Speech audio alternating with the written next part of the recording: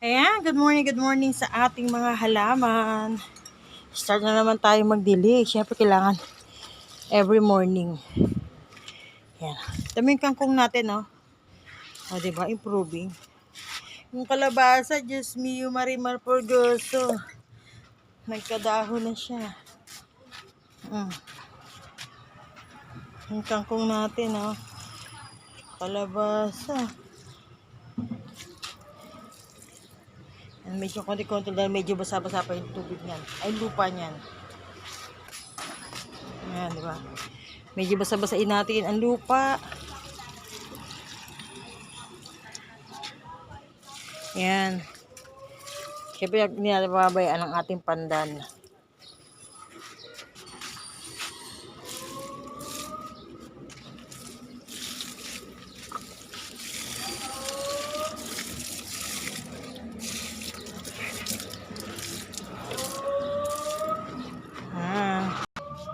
O, diba kahapon, di ko nadiligan ng hapon to talaga ito naglanta na, oh.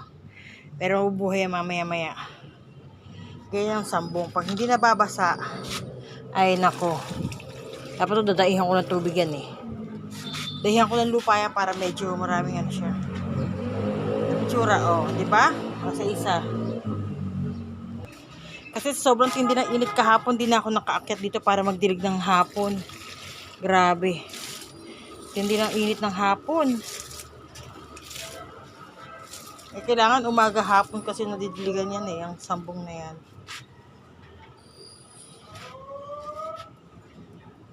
Pero titignan ko kung saan siya pwede ilipat na hindi talaga siya alagain sa tubig. Tignan natin.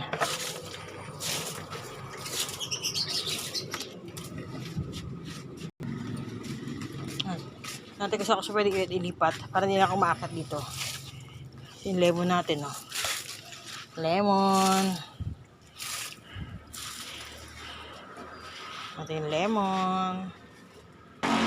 So yan, syempre wala tayong ibang gagawin dito kundi magdidilig lang. Magdidilig lang tayo at magdidilig. Kasi kailangan ng ating halaman ng tubig.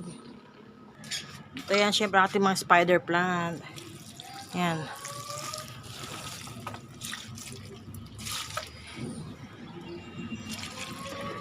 Halo-halo. May spider plant. May snake plant. Yan.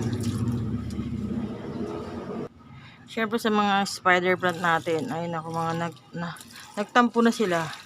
Kasi sabi ko, bebenta ko yung mga spider plant ko eh.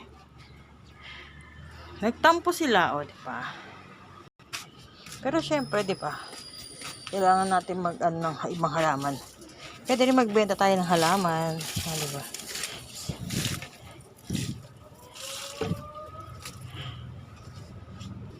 Diba, sobrang tindi na init. Dapat kanina pa ako umakyat dito, eh, yung mga inasikaso pa rin ako.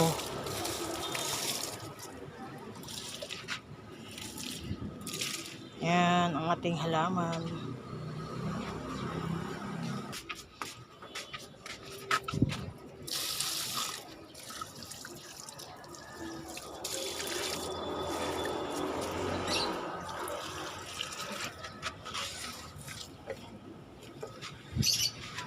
Tindi na init. Sikat ng araw. Kaya dapat lagi akong ma-stack ng tubig dito sa taas. Hindi pwedeng wala kasi kailangan ng halaman natin ng tubig.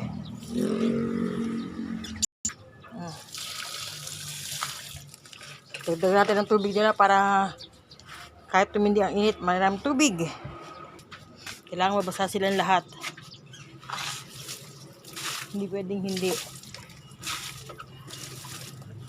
Ayan, di ba? At syempre yung mga ibon natin, oh. Kailangan natin silang lagyan ng maraming tubig. May inuminan sila, may lubluban sila. Ayan, may lubluban sila. Tapos inumin nila. Ayan.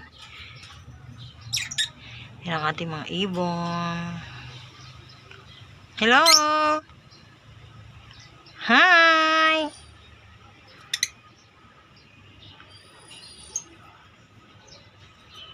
Sige na, bye-bye!